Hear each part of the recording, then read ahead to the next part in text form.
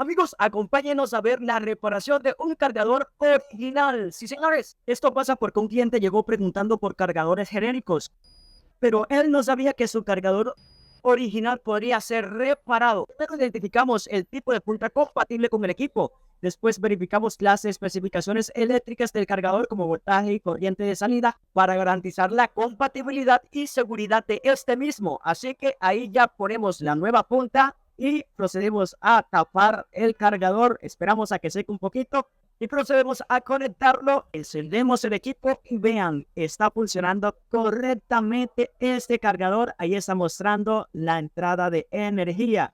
Y finalizamos con el sello de Tecno Portátil para el año de garantía.